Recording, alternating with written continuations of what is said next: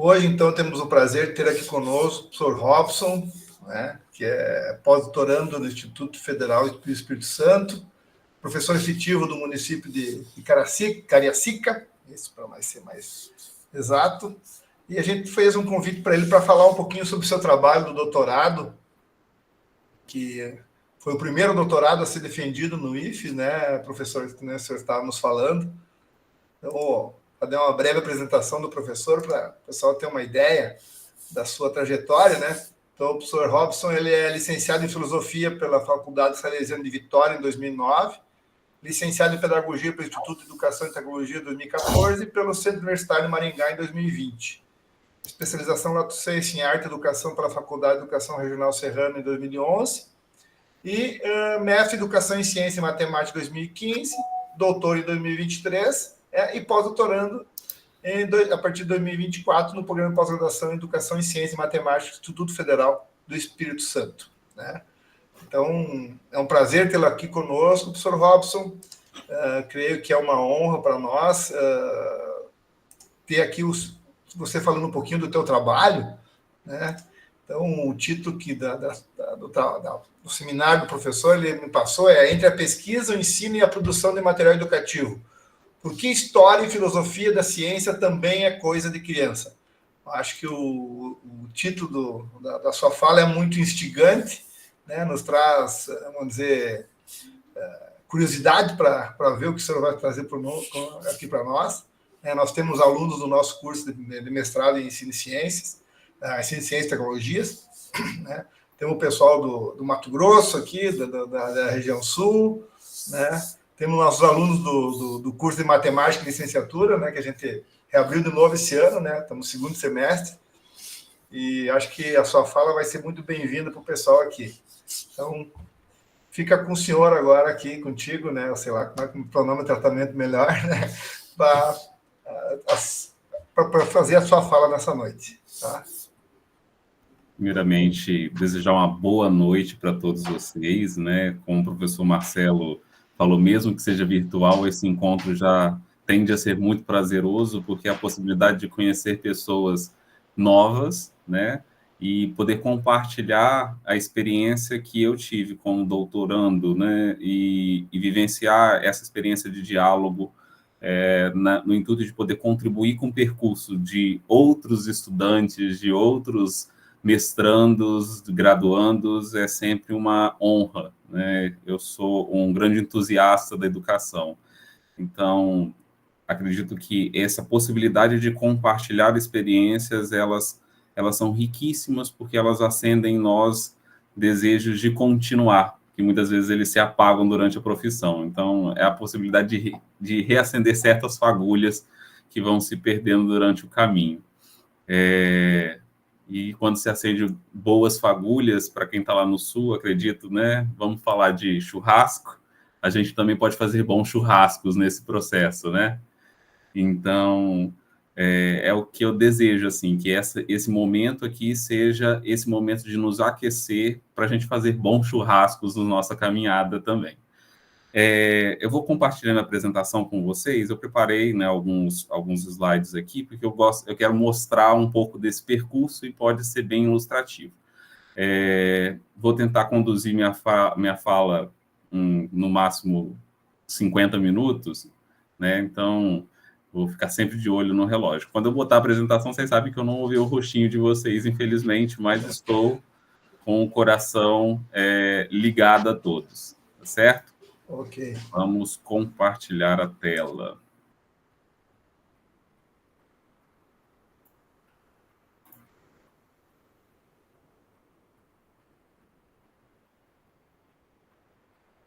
Estão vendo? Sim, está. Ok. Perfeito. Então, vamos começar, então. Como disse o professor João, o título que eu propus para esse momento de conversa é a gente poder dialogar um pouquinho sobre essa relação entre a pesquisa, o ensino e a produção de material educativo. E essa frase de subtítulo, ela justamente vai se explicar no decorrer da minha fala, em que eu insisto que história e filosofia também é coisa de criança. Justamente porque essa frase ela é conclusiva do meu processo de doutoramento e é onde eu tenho trabalhado dali para frente, com algumas perspectivas geológicas na minha prática, tanto de ensino, quanto de pesquisa, quanto de produção de material educativo. Bom, então, como o professor João já me apresentou, eu acho que é só para a gente pontuar um pouquinho sobre mostrar quem nós somos, da onde nós estamos, isso é importante para a gente se entender como pesquisador, sobretudo. Né? Para quem está ingressando no mestrado, se entender como sujeito e como pesquisador, eu acho que é o primeiro passo para a gente fazer uma boa pesquisa. Então, eu sou um jovem adulto de 35 anos, né, licenciado, como o professor diz, em Filosofia e Pedagogia, com especialização em Arte e Educação, mestre e doutor no mesmo programa, lá no EduCimate, agora com um pós-doutoramento também no EduCimate, no programa de pós-graduação em Educação em Ciência e Matemática.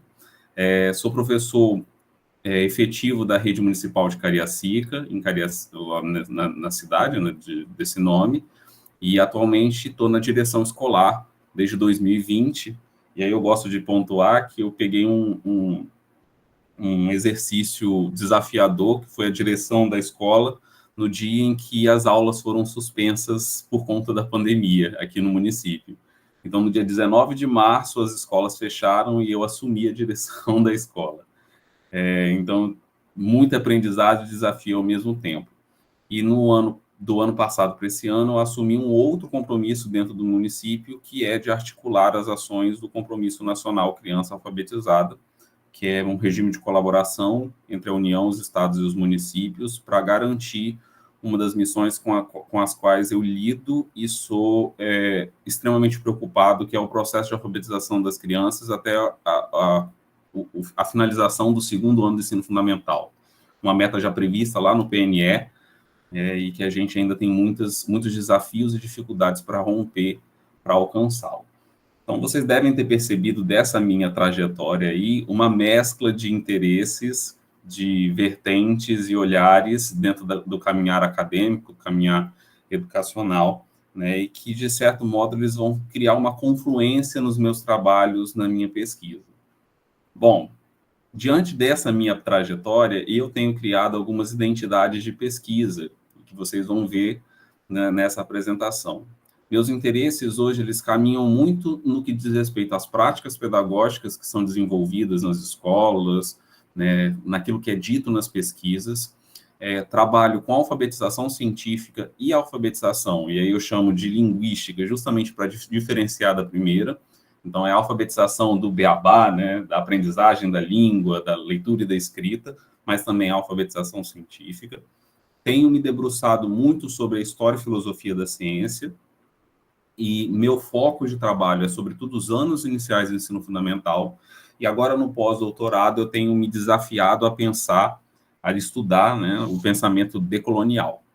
Então, essa é a minha identidade de pesquisa constituída nesse meu percurso. E essa identidade de pesquisa que eu digo, eu entendo como extremamente necessária para a gente sempre se aprofundar e entender melhor sobre aquilo que a gente se propõe a pesquisar.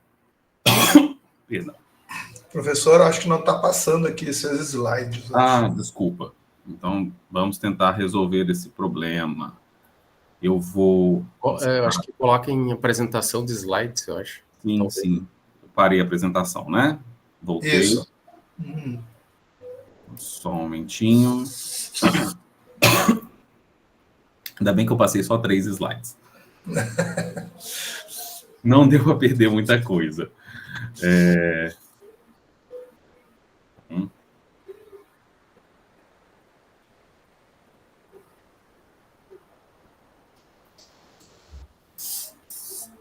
Seleciona a tela cheia.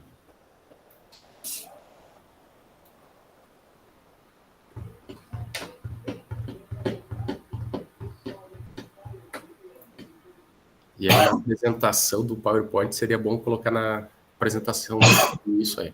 Agora deu certo, né? Está passando agora? Ok. Agora está passando. Muito bem. Então, eu cheguei até aqui, aquela hora que eu estava falando sem os slides. Então, falava sobre a questão da identidade de pesquisa como um ponto importante que a gente vai se construindo conforme nós vamos avançando nos estudos e naquilo que a gente vai se encontrando.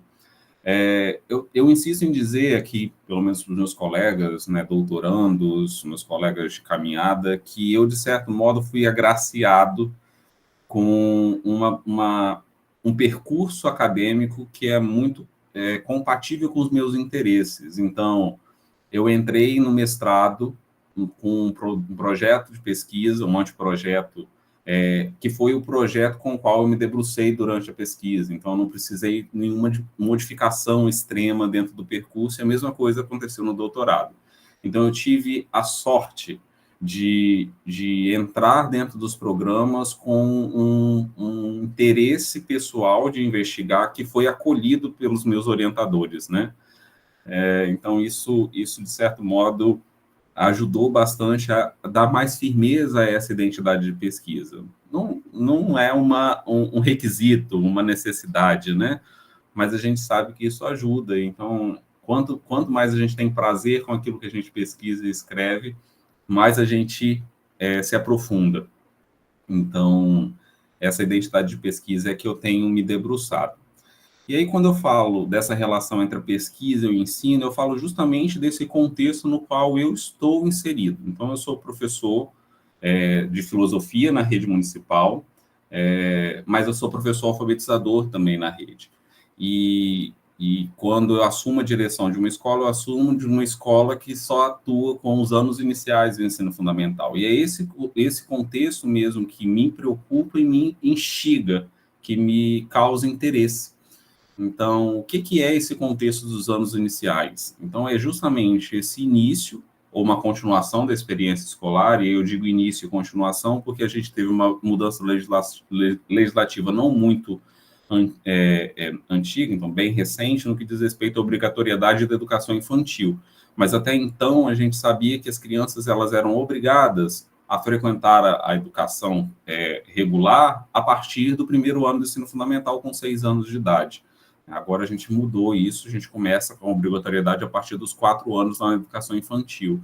Mas essa experiência escolar, ela vem sendo construída com o passar dos anos, e nós estamos falando de sujeitos que estão no seu pleno desenvolvimento, enquanto nos seus aspectos biopsíquicos, né? Então, são crianças de 6 e 11 anos, vivenciando processos de socialização, aprendendo a interagir com as pessoas, aprendendo a lidar com regras e frustrações, aprendendo a sentir as dores do mundo, mas sentir também os prazeres e alegrias. Então, é todo um processo de aprendizagem que esses indivíduos eles estão imersos. E, junto com essas aprendizagens, nós estamos falando da aprendizagem da língua escrita, lida e falada, e de uma aprendizagem disciplinar, no sentido de disciplinas mesmo, matérias, né, de conteúdos curriculares.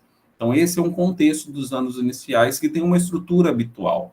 Eu imagino que aí no Sul seja a mesma coisa que a gente tem aqui no Sudeste, né, pelas pesquisas que a gente vai lendo. Nós temos um professor generalista, geralmente um único professor no contexto da alfabetização, que vai trabalhar com as 5 grandes áreas, né, língua portuguesa, matemática, ciência, história e geografia, e que acaba dando uma ênfase maior ao conteúdo de linguagem, algum espaço para matemática um pouco maior, e reduzindo ou quase excluindo por completo qualquer tipo de diálogo com as ciências humanas e da natureza nesses 5 primeiros anos do ensino fundamental, ou melhor, né, nos 3 primeiros anos e no 4º e 5º ano, esse ensino de ciências humanas da natureza começa a parecer muito tímido ainda. Então, é uma situação que muito me instigava e preocupava, né, muito me instiga ainda e preocupa no sentido de que se pensa, ainda que com o professor generalista, uma separação extrema das possibilidades de diálogo entre as disciplinas na apresentação do conhecimento para as crianças lá nos seus contextos de alfabetização. Quais são os impactos disso para a nossa realidade educacional, né? Então, ainda que nós temos algumas críticas sobre avaliações externas e questões que dizem respeito a modos de avaliar e que interesses estão resguardados nessas avaliações, o PISA ele tem apontado lá já há alguns anos, né, sobre os níveis de ensino, os níveis de aprendizagem de ciência muito baixos dos nossos estudantes brasileiros. Então, lá em 2018, antes da pandemia, né, já tínhamos um quadro que era um tanto quanto preocupante, que 45% dos estudantes brasileiros estavam alcançando o nível 2 em ciências, ou seja, eles conseguem minimamente identificar a explicação adequada de fenômenos científicos conhecidos e podem utilizar a verificabilidade de situações simples. E aí esse dado, ele é para a gente um dado que tem que chamar a atenção, porque a média global era de 78%.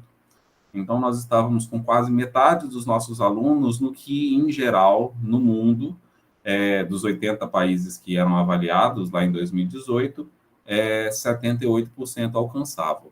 E no que diz respeito à proficiência, ou seja, aqueles estudantes que alcançavam o nível 5 ou 6, 1% dos estudantes brasileiros alcançavam essa nota, enquanto a média global era 7%.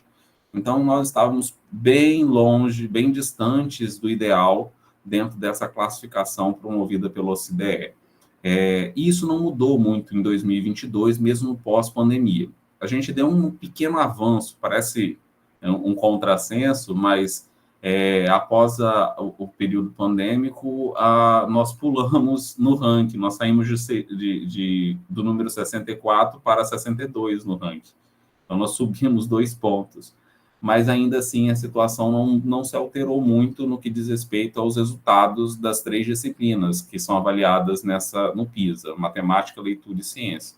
Nós continuamos ainda estagnados nesses processos. E anos se passaram, né, de 2018 a 2022, agora a gente já está em 2024, ano que vem, 2025, é novamente período de avaliação do PISA, mas os resultados para a gente é extremamente preocupante, no sentido de que, se a gente observar esse gráfico, 55% dos alunos brasileiros que foram avaliados em ciências, eles alcançaram uma pontuação abaixo do nível 2, enquanto a média global é de 24%. Então, mais da metade dos estudantes brasileiros, eles se encontram na avaliação em ciências com um nível inferior. E se a gente observar a parte de matemática, é mais gritante ainda essa defasagem. Então, 73% dos estudantes brasileiros, segundo o PISA, a avaliação de 2022, estão abaixo do desempenho esperado, né, no que seria o nível 2, né, com as habilidades quase mínimas para esses sujeitos. Só para a gente entender, né, a avaliação ela é feita com estudantes de 15 anos, geralmente de escolas públicas e privadas. No caso da avaliação PISA, foi quase 600 escolas que participaram aqui no Brasil, 11 mil estudantes praticamente de 15 anos. 73% desses estudantes se encontravam na rede estadual, né, espalhada pelo país inteiro, com quase 82% deles no ensino médio, então estudantes de 15 anos, né, grande parte já no ensino médio,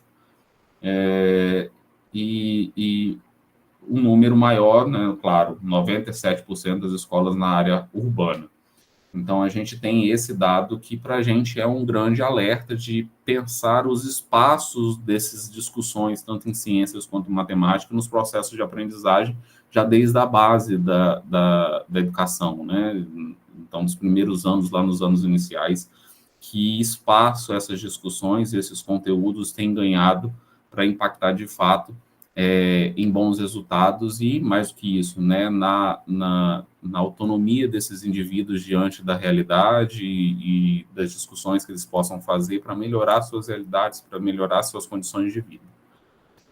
E esse é um ponto, né? O que a gente faz diante disso, né? O que a gente faz a partir dessas discussões, desses dados que nos apontam? Então, desde o mestrado, eu tenho observado que a gente precisa compreender e ressignificar esse processo de alfabetização que se estabelece na atualidade, tornando, de fato, esse conjunto de ações e movimentos que os estudantes, que façam esses estudantes, ou que permitam esses estudantes acessarem o universo da cultura humana.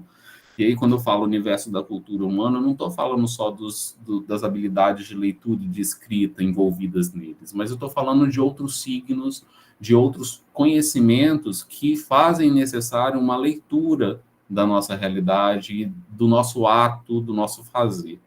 Então, por isso, a gente precisa ressignificar determinados conceitos, como um licenciado em filosofia, eu sou apaixonado por trabalhar com conceitos e entendê-los nas suas especificidades. Então, ressignificar o que a gente entende por leitura e escrita, pela participação social, pela relação entre cultura e educação e como elas se estabelecem de fato, o que a gente entende por ciência e conhecimento e como eles estão presentes na educação que a gente faz, ressignificar o conceito de trabalho, né, de exploração, de alienação, isso, e o mais urgente, né, que a gente tem encontrado com uma certa urgência, é ressignificar essas relações ambientais e econômicas, e justamente esse encontro entre essa preocupação ambiental e essa preocupação econômica, que às vezes elas se mostram tão dissonantes. E aí eu trago proposições, né? Que tal a gente relacionar, então, o processo de alfabetização linguística com o processo de alfabetização científica? Que tal a gente relacionar o processo de alfabetização linguística com outros saberes e movimentos de aprendizagem? Nesse sentido, já lá no mestrado, em 2015, esse estudo dentro de um programa de pós-graduação profissional, e aí eu acho que esse é um ponto interessante, que a gente está falando de uma experiência de programa de pós-graduação profissional para um outro programa de mesma modalidade. A gente desenvolveu esse estudo, de título Alfabetização Científica no Contexto dos Anos Iniciais do Ensino Fundamental, Desconstruindo Práticas Pedagógicas, que gerou esse produto educacional que está ao lado, Vivendo e Aprendendo. Esse produto educacional ele já trazia um pouco desse desejo de estabelecer diálogos entre os processos de alfabetização. O processo de alfabetização linguística e o processo de alfabetização científica, eles não precisam caminhar apartados, eles ganham muito mais se caminharem juntos. Então, caso vocês tenham interesse e queiram conhecer, depois vocês podem acessar lá no repositório do IFES, né? Eu costumo botar o QR Code aqui, caso você esteja assistindo pela tela do seu computador e quiser acessar pelo celular. Enfim, na dissertação a gente discutia justamente os conceitos de alfabetização científica e alfabetização linguística, como eles têm sido abordados na literatura, e isso é retomado agora no doutorado, na pesquisa de doutorado.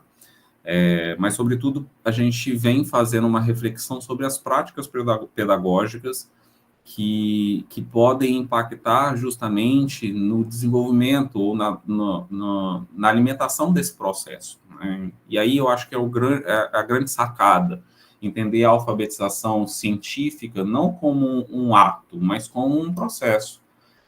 Ninguém é alfabetizado cientificamente e finaliza o seu processo. Nós estamos constantemente sendo alfabetizados cientificamente porque a ciência se constrói a todo instante. Nós estamos aqui como estudantes e pesquisadores fazendo ciência, ou participando dessa construção da ciência.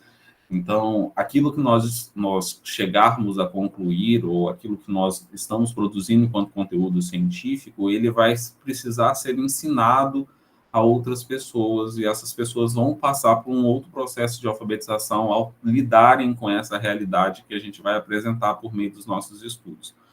Então, é esse processo que precisa se ressignificar. Então, a gente lidar com uma ciência aberta e um processo de alfabetização científica que precisa lidar com essa ciência também aberta, ela nos possibilita novos diálogos, né, e um contato mais humanizado com esses saberes científicos. Nesse sentido, a pesquisa já apontava para algumas possibilidades, essa pesquisa de mestrado apontava já algumas possibilidades para a gente, entre elas, a de efetivação de uma alfabetização científica desde o primeiro ano do ensino fundamental, uma efetivação do processo, né, que ele poderiam começar a ocorrer desde o primeiro ano do ensino fundamental. E eu hoje digo até mais, esse processo ele acontece desde que a criança já começa a tomar consciência da sua realidade. Então, ela vai entendendo que o mundo, ele funciona de formas diferenciadas, ele tem processos que eles vão se realizando e que ela vai decifrando esses processos por meio de mediações. E essas mediações, é claro, né, são nossas como adultos, né, ou com outros sujeitos que vão apresentando essa realidade para eles. Outra possibilidade é estimular os professores no uso dessas práticas investigativas, sobretudo exercitando a curiosidade e a solução de problemas. No no sentido de que eu me afasto de uma perspectiva das respostas dadas e prontas para aquela que provoca aos estudantes o interesse por descobri-las também.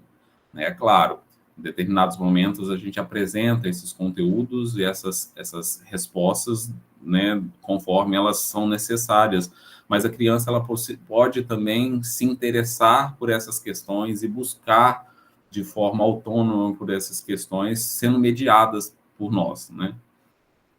No outro sentido, também a gente tem uma possibilidade de indicar essas relações indisciplinares, e aí eu tomo esse termo do meu orientador, professor Ático Chassot, no doutorado.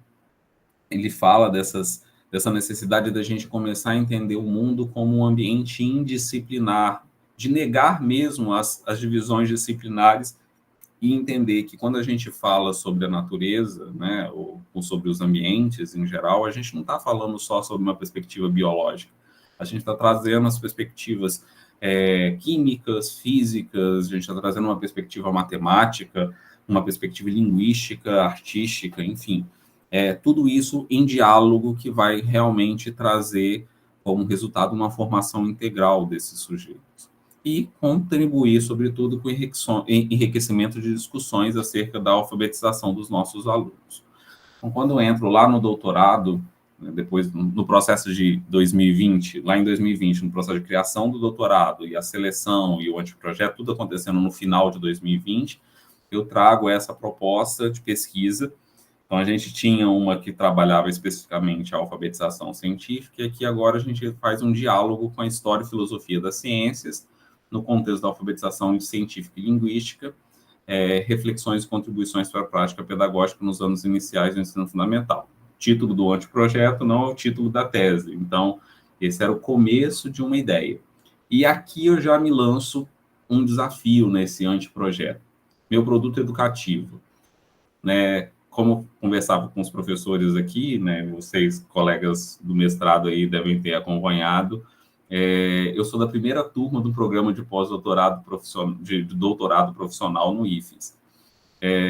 E, por sinal, era uma das primeiras turmas de doutorado profissional no país. Quando a gente entrou, iniciou, não se tinha nenhuma tese e produto educacional do doutorado produzida. Então, nós estávamos realmente começando.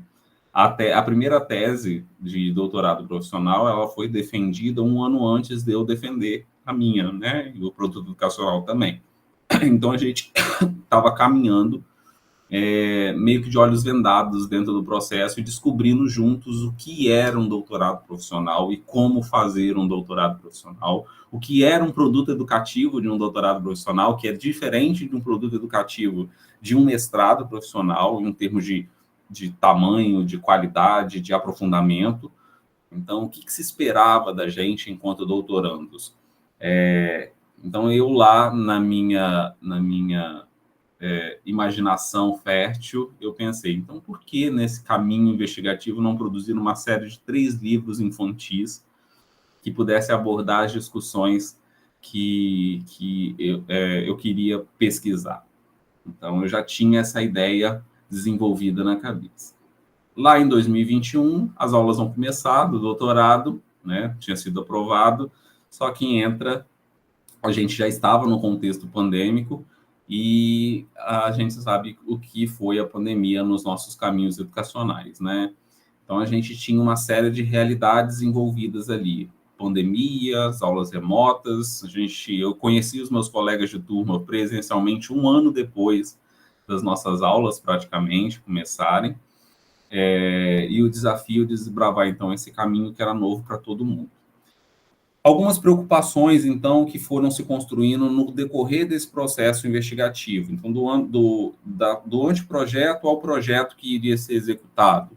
Então, a preocupação de que o projeto de pesquisa que eu estava propondo ali, com base naquelas minhas experiências de ensino que eu trouxe para vocês, e da minha experiência de pesquisa também já do mestrado, eu precisava fazer com que o meu projeto de pesquisa ele tivesse uma aderência ao programa, ou seja, que quem pegasse o meu texto, quem pegasse a minha pesquisa e quem entendesse essa relação que eu estava fazendo ali, identificasse o meu programa de pesquisa. identificasse que eu tinha uma relação direta com a minha linha de pesquisa e com o grupo de pesquisa com o qual eu estava vinculado. Então, todo esse exercício fazia com que a gente, de certo modo, deixasse uma marca nas nossas produções. Olha, então esse daqui é o que o Educimate, lá em Vitória, no Espírito Santo, tem produzido enquanto conhecimento. Então, é a cara do programa, é o jeito que o programa faz. Então, cada programa, no seu caminhar, vai construindo essas identidades. Vocês que têm 15 anos de trajetória já devem ter reconhecido essa experiência de pesquisa e essa identidade que é muito bacana a gente ir identificando no percurso. Uma dessas atividades que me ajudou muito a encontrar a nossa identidade enquanto programa lá, e eu me encontrar dentro dessa identidade, foi revisitar essas produções do Educimate no que dizia respeito ao conceito de alfabetização científica. Então, uma das disciplinas que a gente teve, a gente fez essa atividade de mapeamento sistemático, de revisão sistemática, e eu me propus a fazer uma leitura das dissertações de mestrado que tinham sido defendidas nos 10 anos de programa, tentando identificar ali, verificar quais eram aquelas que tinham discutido a alfabetização científica. Então, ali eu pude observar onde, em quais anos do programa, esse conceito ele ganhou mais visibilidade, onde esses conceitos estavam presentes, baseados em quais autores esses conceitos estavam sendo relacionados. Tudo isso para construir essa relação com o programa e com a linha de pesquisa, né, que eu estava vinculado, Educação Não Formal, Diversidade, Sustentabilidade, História e Memórias, no contexto de Educação e Ciência, mas também com um grupo de estudos, que é o Grupo de Estudo em História e Filosofia da Ciência, o STOFIC, que nesse período da minha pesquisa de doutorado, a gente construiu junto um projeto guarda-chuva. A gente apelidou ele assim porque vários colegas, tanto do mestrado quanto do doutorado, construíram suas pesquisas de forma dialógica. Então, essa minha investigação a respeito da alfabetização científica com História e Filosofia da Ciência nos anos iniciais, tem um primo perto, muito próximo, que está fazendo uma abordagem na graduação. Eu tinha um colega que estava trabalhando com ensino médio, eu tenho uma colega que vai estar fazendo agora, vai qualificar brevemente, que está trabalhando com os anos finais do ensino fundamental, fazendo justamente uma abordagem muito similar. Então, a gente tentou abarcar a boa parte da educação, das etapas educacionais, com essas perspectivas, né, com essa discussão, de uma forma bem imbricada entre todos os participantes do grupo de estudo. E essas construções, né, de identidade, de desenvolvimento do que queria pesquisar e como pesquisar, alguns questionamentos ficaram martelando na minha cabeça, né? E eu acho que isso fica para a gente, enquanto pesquisador, eu deixo essas questões aqui justamente para vocês pensarem juntos, mas eu não terminei a apresentação não, tá? É só um momento de estímulo para vocês. Eu estou aqui botando uma pulguinha atrás da orelha de todo mundo. O que se espera de uma pesquisa de mestrado profissional, e no caso, dessa experiência nova que vocês vão ter aí, de um doutorado profissional? Qual é o impacto da pesquisa, dessa pesquisa que você está se propondo a fazer, né, enquanto mestrando ou enquanto doutorando, que você se propõe, ou que você propõe ao ensino? E qual que é a inovação que a gente está pretendendo? Então, essas eram alguns dos questionamentos que me martelavam, e aí eu precisava trazer elementos para responder essas questões de forma subjetiva, mas que elas pudessem também ficar visíveis para quem tivesse contato com a minha pesquisa. E aí, o importante, né, para quem está no mestrado e no doutorado profissional, é identificar qual é o lugar mesmo do seu produto educacional na pesquisa. Por experiência própria, né, lá no mestrado, também era um mestrado recente, a gente estava começando, as pesquisas profissionais ainda estavam em construção, e como estavam fazendo, a área da CAPES ainda estava entendendo como eram feitos os processos educacionais dos programas de pós-graduação profissional. O Educimate a gente tinha muitas pesquisas que traziam os produtos educacionais como última etapa do processo. Então, se fazia toda a pesquisa quase como se fosse um programa acadêmico e, no final, para cumprir o requisito, aparecia um produto educacional para justificar a experiência daquele programa, né, do programa profissional. Mas a gente entendeu que não é assim que se faz pesquisa dentro de um programa de pós-graduação profissional. O produto educacional ele precisa ter um certo brilho, ele precisa ter um destaque dentro desse caminho. Ele precisa ser produzido junto com a sua pesquisa. Então, ele precisa ter um lugar mesmo dentro desse caminhar investigativo. Então, essa pergunta, eu acho que acima daquelas 3 primeiras que eu pontuei aqui, talvez ela é a mais importante para ficar realmente matutando na cabeça de todo mestrando e doutorando profissional. Qual é o lugar do seu produto educacional na pesquisa? Eu identifiquei a minha, né? Mas, sobretudo, porque eu identifiquei que pesquisa é feita de escolhas, e às vezes não são escolhas simples. A gente precisa fazer realmente escolhas, assumi-las, e aí o orientador ele é fundamental dentro desse processo de escolha, porque ele é um pesquisador mais experiente nesse sentido, e o nome não é em vão, né? Ele é justamente para nos orientar dentro desses processos, às vezes nos desorienta, o que é bom também, mas ele tem um papel importantíssimo nesse caminhar, mas as escolhas precisam ser feitas. E são escolhas que vão mobilizando outras decisões, ao mesmo tempo que vão dando respostas para as nossas dúvidas e necessidades. E aí, quando eu digo que fazer escolhas é preciso, né, e é necessário fazê-las ainda que sejam difíceis, a gente aproveita o percurso do doutorado para fazer essas escolhas. Uma experiência minha, por exemplo, é as escolhas dessa estruturação da minha pesquisa. Então, eu fiz escolhas epistemológicas a partir das experiências das disciplinas, escolhas metodológicas a partir das experiências de outras disciplinas, escolhas didático-pedagógicas, escolhas estéticas, todo no decorrer mesmo desse contato com os textos, com as conversas com os colegas, com as discussões com os professores, com os processos de orientação com os meus orientadores, né, tanto o professor Donizete quanto o professor Chassot. Então, a gente ia construindo essas escolhas, ia tomando esses pontos para fazer um caminho mais propositivo.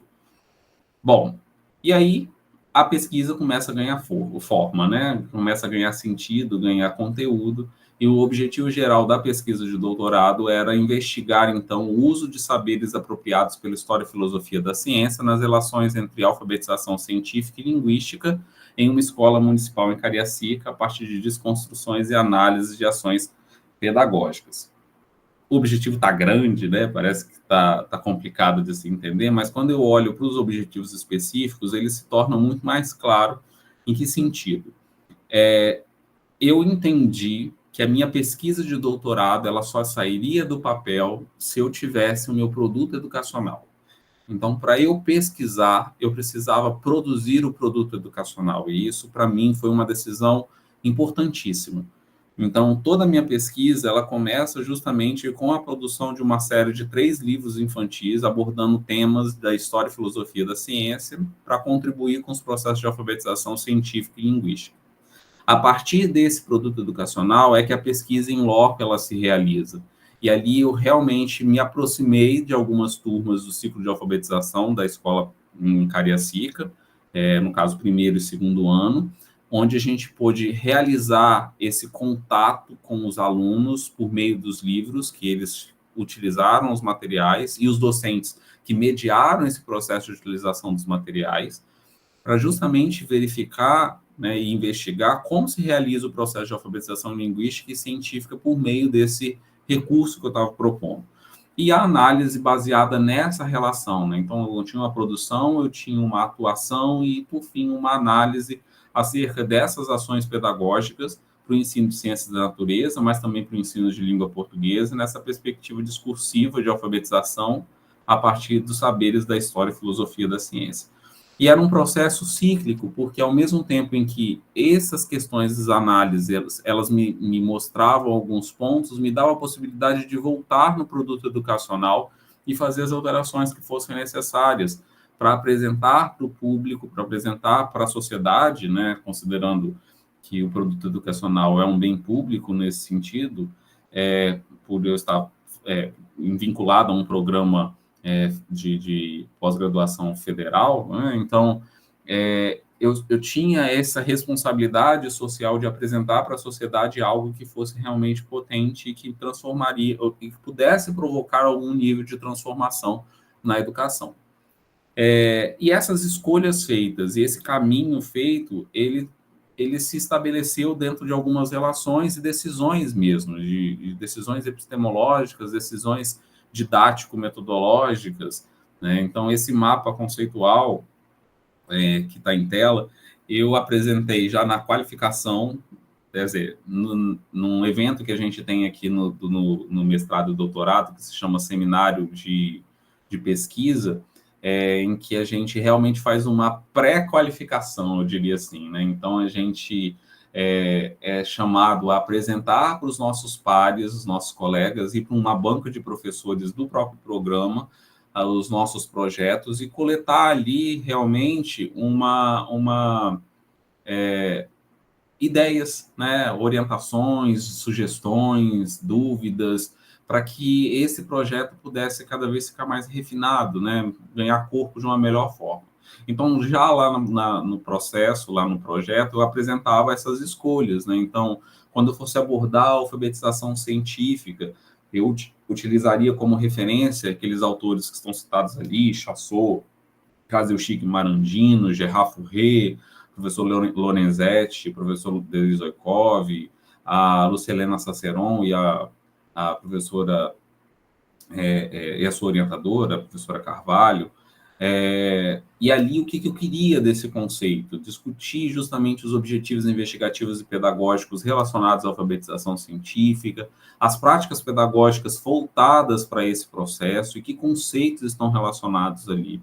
Ao mesmo tempo, quando eu abordava a questão da história e filosofia da ciência, eu tomei como direcionamento o Gramsci, Foucault, Bachelard, Houston, autores que me ajudariam a construir uma base epistemológica para essa discussão acerca da história e filosofia das ciências, os conteúdos pedagógicos que a gente poderia trabalhar, que tipo de fontes e temas a gente iria utilizar dali para frente. No que diz respeito à alfabetização científica, com destaque para Soares, mas também com outros autores como Gontijo e Ferreira e Teberoski, justamente direcionar esse contexto investigativo, que é o ambiente da alfabetização, e as práticas pedagógicas relacionadas com ele.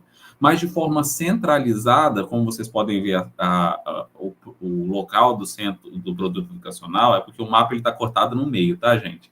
Então, esse produto educacional está bem no centro do percurso. Ele é a centralidade realmente da minha pesquisa. Então, o produto educacional, o produto educativo, ele é constituído a partir da relação dialética desses três elementos, a história e filosofia das ciências, a alfabetização científica, a alfabetização linguística,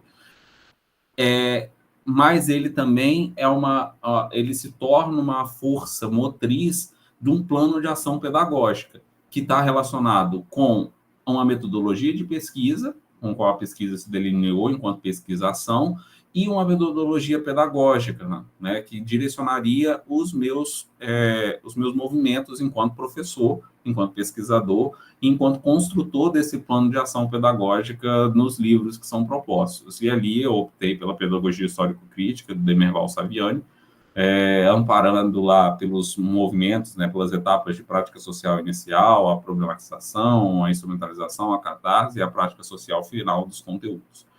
E ali várias disposições a respeito daquilo que a gente desejava chegar com esse percurso investigativo. Então, esse caminho, né, essas escolhas, realmente, elas nos moldaram no sentido de que elas apontavam o que a gente precisava fazer. Então, tomar isso como uma decisão, fazer essas escolhas, tornar isso claro para você, para o seu orientador, né, para ajuda muito nesse processo investigativo. A gente não se sente tão perdido no caminho.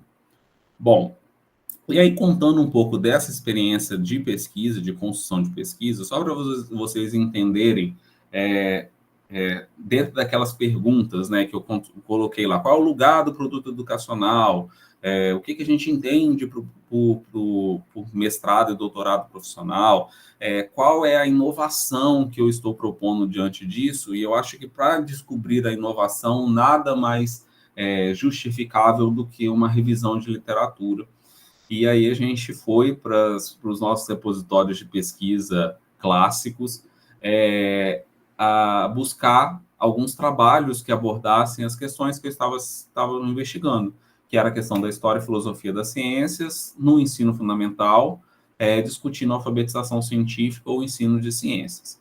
Então, dentro de um contexto, dentro de um processo investigativo, né, esses termos eles foram aplicados, então eu tinha um leque lá de 297 artigos, e a gente foi refinando esses critérios para chegar justamente a alguns trabalhos que pudessem, de fato, falar, que fossem artigos publicados no período de 2010 a 2021, que tivessem um Google H5, né,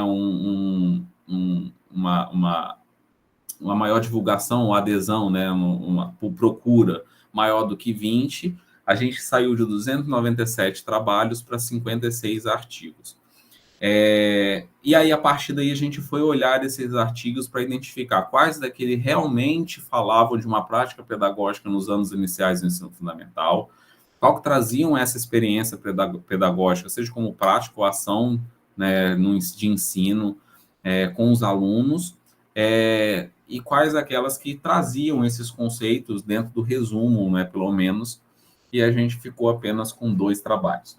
Então, ali a gente já tinha uma realidade que, para a gente, demonstrava um tanto quanto da inovação que a gente estava se propondo.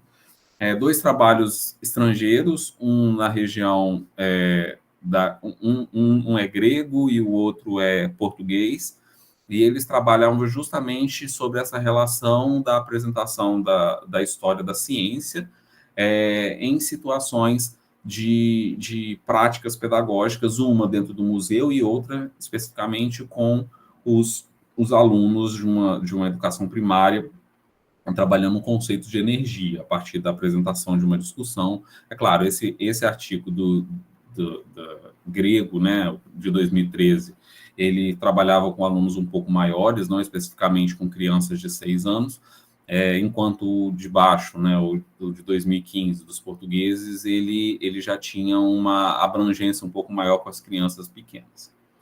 Bom, a partir dali, a gente entendia que a gente tinha um terreno para ser desbravado.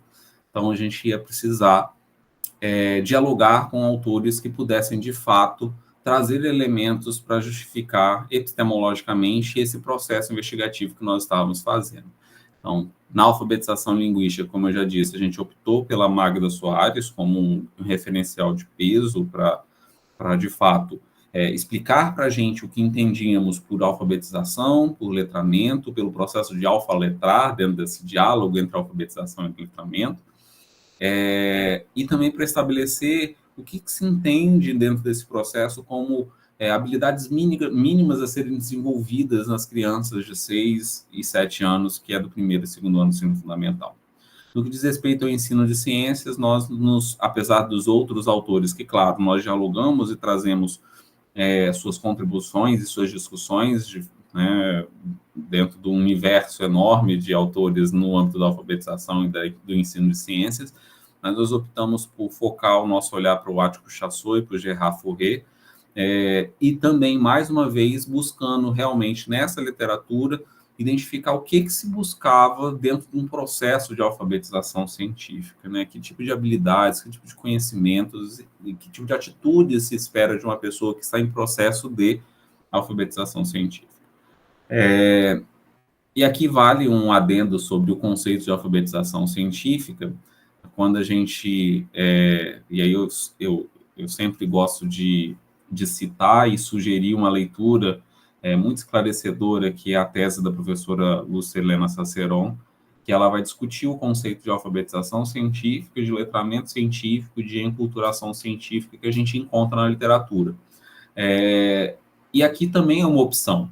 Escolher falar sobre alfabetização científica diante dessa confluência de conceitos é uma opção, é uma escolha mesmo, porque na literatura a alfabetização científica ela tem muito mais amplitude, ela tem muito mais escolhas enquanto teóricos, né? As pessoas têm optado mais por falar sobre a alfabetização científica, não que ela seja diferente em plenitude do letramento e da enculturação, mas porque os textos trazem muito mais o conceito de alfabetização científica do que letramento científico ou enculturação científica. Então, é uma opção falar sobre alfabetização, porque a gente quer que a nossa pesquisa seja vista, né, seja lida, ganhe o mundo. Então, a gente não adianta inventar um conceito e deixá-lo escondida se a gente tem vários autores discutindo sobre aquilo que a gente está tentando aprofundar também. Então, ali foi uma opção realmente ficar com a alfabetização científica e o conceito, para mim, além de me agradar, falava o que eu precisava que fosse dito. Então, a alfabetização... E ali na pesquisa de doutorado, a gente consegue construir, a partir da experiência do mestrado, dos nossos colegas, desses 10 anos de programa, a gente consegue construir um conceito de alfabetização científica embasado justamente nessas experiências. Então, para nós, na minha tese de doutorado e pela construção que a gente fez, para nós entendemos que um processo de alfabetização científica ele é um processo de aprendizagem contínua que capacita os sujeitos, nos seus múltiplos contextos de interação e vivências, a compreenderem a linguagem na qual o mundo está escrito, tornando-se capazes, por meio de aquisição de habilidades e conhecimentos advindos das ciências, como um construto humano histórico, de pensar criticamente acerca dos problemas da realidade, participar de debates e argumentar adequadamente, desenvolver valores e atitudes e tomar decisões conscientes e responsáveis e embasadas na relação entre ciência, tecnologia, sociedade e ambiente para transformar o mundo preferencialmente para melhor. Então, é a tentativa de mesclar todas as perspectivas, né, que a gente encontrou, né, dentro dessa literatura e na experiência de pesquisa do EduCimat, condensá-las numa perspectiva que pudesse responder, de fato, sobre essa riqueza do processo de alfabetização científica. No que diz respeito à história e filosofia da ciência, que era um outro eixo de diálogo nosso, nós optamos por esse trio de peso, que foi o Gramsci, o Bachelard e o Foucault, no sentido de que cada um, eles chegavam até certo ponto da discussão e o outro trazia um pouquinho mais. Então, o que Gramsci vem trazer para a gente dentro da sua discussão a respeito da vida, né? Então, ele traz justamente essa história associada à praxis, uma história imanente, que está relacionada com uma prática concreta, com esse fazer experimental que torna-se uma condição para hegemonia. E aí você discute os conceitos que estão relacionados ali com o senso comum, a ciência, a totalidade, a catarse. Ao mesmo tempo, a gente traz Bachelard para mostrar que essa experiência histórica do sujeito associada à prática, ela tem também uma necessidade de rompimento com obstáculos epistemológicos para o desenvolvimento desse conhecer científico, enquanto Foucault vai trazer uma outra perspectiva da descontinuidade do discurso científico, né, de mostrar realmente a humanidade presente nesse discurso. Bom, todos esses elementos, eles estão sendo construídos justamente para dar corpo a um produto educacional. Esse produto educacional, como eu disse para vocês no início, é esses 3 livrinhos ali, esses meus filhotes. Então, cada um desses 3 livros, eles traz uma temática diferenciada, eles fazem uma abordagem diferenciada a partir da história e filosofia da ciência. A coleção é justamente o subtítulo dessa palestra, então, História e Filosofia da Ciência também é coisa de criança, então, uma afirmação de fato é coisa de criança e precisa ser abordada com elas. E nesses livros, né, a gente fez esses livros justamente para mostrar a possibilidade de trazer o processo de alfabetização para perto do processo de alfabetização científica. Um detalhe que é importante eu pontuar aqui é que a construção desses livros, o processo de construção desses livros, ele foi feito ao mesmo tempo que a gente discutia o que era um produto educacional do doutorado profissional. Eu e o professor Renan Oliveira Altoé, que é orientando do Rony, o professor Rony, que o professor João citou no início, que vocês tiveram a honra de conhecê-lo e conversar com ele no ano passado, se eu não me engano, né, na reunião passada, no evento passado. Isso. Nós escrevemos esse artigo na revista Amazônia, que é fruto justamente das nossas reflexões acerca dessa produção do produto educacional, a produção do produto, né, bem redundante. Mas a gente discutia essas decisões que dizem respeito à construção desse produto. Quais os fatores comunicacionais dentro desses processos e produtos, eles precisam ser levados em considerações, né? O que a gente pode observar, quais os eixos que a gente se propõe a pensar na construção desse produto, para que ele ganhe, de fato, uma maior adesão por parte dos professores que vão utilizar esse material.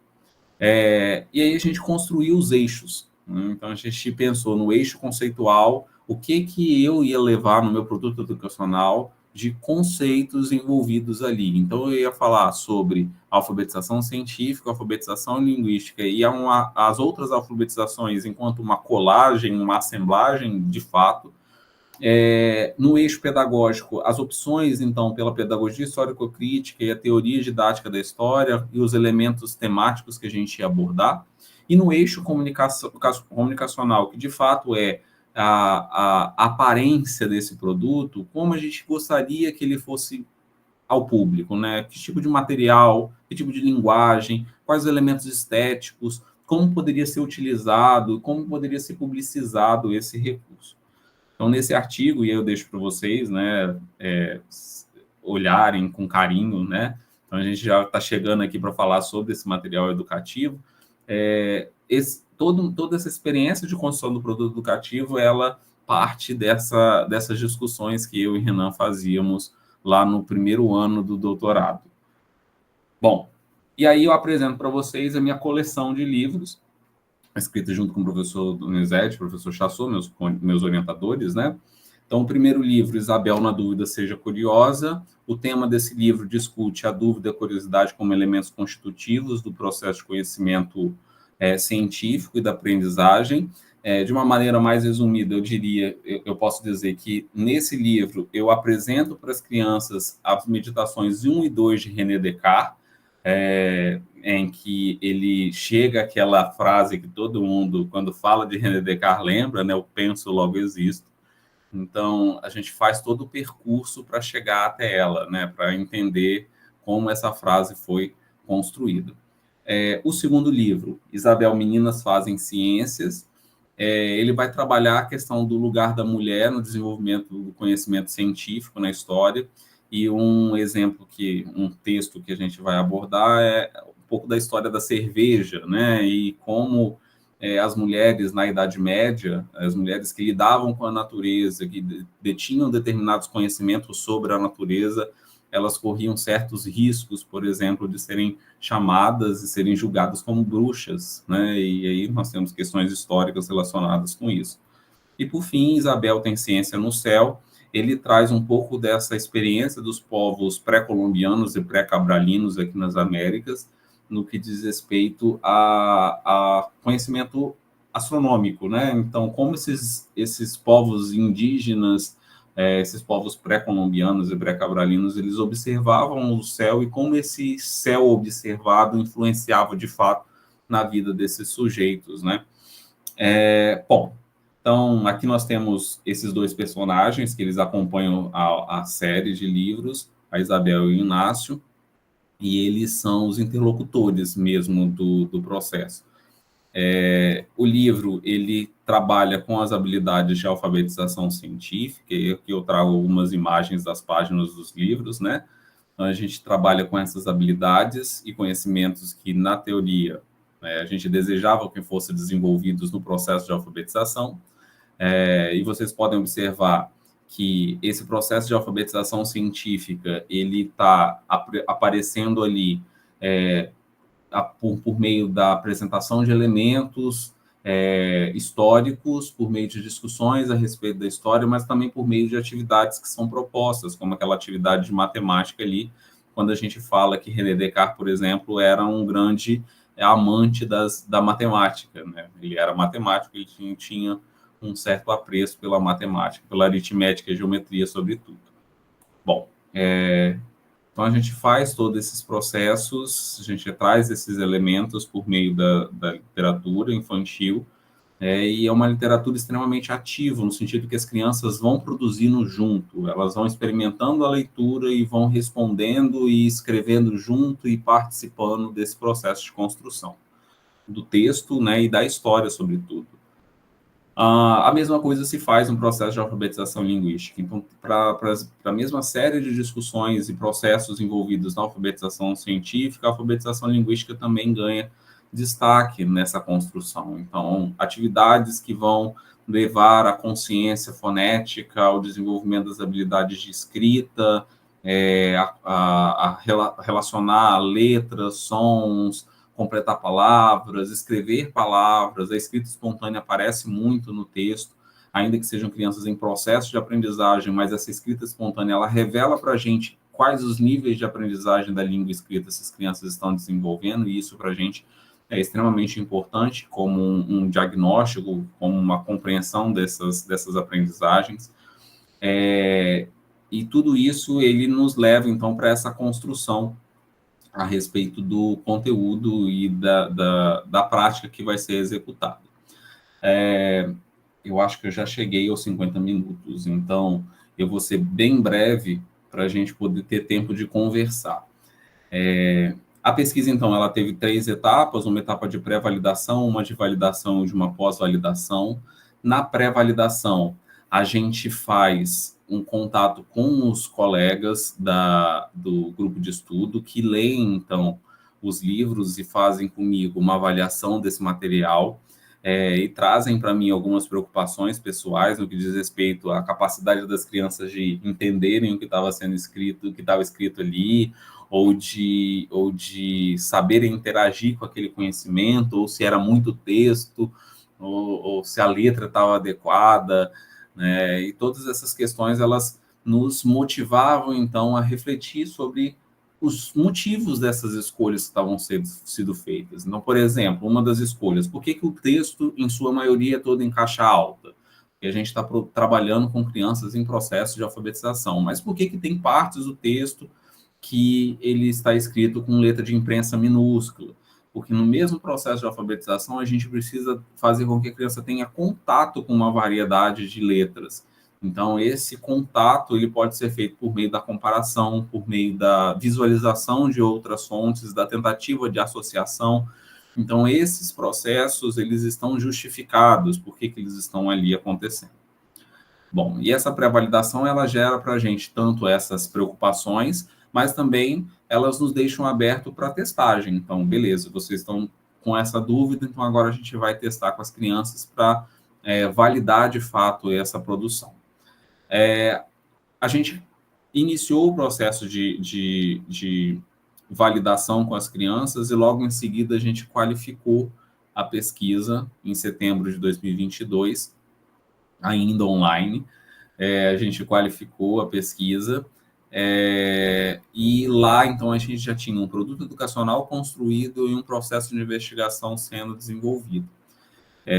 Da qualificação para frente, só o processo de finalização da parte prática da investigação, junto com a análise dos resultados que a gente tinha obtido, e esse contato com os pares, com os professores e com os alunos, porque a pesquisa foi em pesquisação. Então, a gente tinha sempre esse contato da avaliação do que tinha sido produzido e esse retorno. A gente precisava responder àquela comunidade quais eram os nossos interesses e o que eles produziram enquanto conteúdo. E todos esses elementos, eles tinham como foco analítico, como a gente voltou lá no início, a alfabetização científica, a alfabetização linguística e a história e filosofia da ciência. Com a validação, então, a gente tinha uma constituição, uma divisão dos encontros, porque o texto, os professores perceberam que não seria um texto lido em uma única aula, né? Era uma turma de 22 crianças, então ler um livro com uma criança é uma coisa, ler um livro com 22 crianças é diferente. Então, a gente optou por dividir a leitura do livro em etapas, porque as crianças pudessem, nos seus tempos, fazerem as atividades que estavam sendo propostas ali, e o professor conseguir mediar da melhor forma possível a leitura desses encontros. Então, a gente teve a mesma coisa no livro Laranjinha. Eu costumo falar livro 1, livro 2, livro 3, mas eles não têm uma ordem de leitura, tá, gente? Eles têm uma ordem de escrita. Eu escrevi esse primeiro, depois esse primeiro e depois esse. Então, cada um desses livros eu chamo 1, 2 e 3, mas eles são livros independentes, tá? E aí eles fazem, a gente, né, dentro da leitura e da experiência, a gente precisou dividir esse livro em etapas. Então, o livro de capa roxa, por exemplo, ele precisou ser dividido em 5 encontros, porque ele tem uma atividade experimental, que precisa de mais dias para serem finalizadas. O livro Laranjinha, a gente conseguiu dividir ele em três encontros, e o livro verde também em 3. O detalhe foi que a gente, como vocês podem ter visto nas fotos, a gente optou por fazer assim, eram 4 turmas que estavam sendo pesquisadas, 2 dessas turmas, quem aplicava o produto educacional era eu, o autor, né, o pesquisador, que tem uma vivência de mundo específica, com uma leitura acadêmica própria, e eu, né, tenho os meus interesses e os meus anseios no que diz respeito à educação. E nas outras 2 turmas, quem aplicou foi as próprias professoras, que têm uma experiência de leitura diferente, que tem um caminho de pesquisa diferente. E ali a gente pôde construir uma comparação, né, sobre esses resultados e as abordagens que estavam sendo feitas. E muito nos alegrou mesmo, no sentido de que as próprias professoras falaram que elas deram conta, elas conseguiram aquilo que elas achavam que elas não dariam, né? Elas achavam que o conteúdo elas não conseguiriam compreender, nem passar para as crianças, e ali elas fazem descobertas de que elas conseguem, né, elas são capazes de lidar com essas discussões, que muitas vezes elas nem chegam nas nossas salas de aula, justamente por conta dessa visão de que os professores acham que eles não conseguem abarcar esses conteúdos, ou que as crianças não estão preparadas para esse tipo de discussão. Bom, na pós-validação, que é a etapa posterior ao processo de avaliação e de leitura desses dados e análises, a gente chegou à necessidade de um terceiro livro, que é um livro-guia. É um livro-guia para o professor, que vai pegar o material, né, que vai precisar de uma orientação sobre que tipo de habilidades que estão envolvidas ali, né, o que esse aluno está desenvolvendo, as respostas, as proposições de resposta das atividades que a gente está colocando ali, e também uma preocupação, eu acho, com o professor de escola pública, que é na hora de replicar a atividade, né, reproduzir, tirar cópia para usar na sala de aula.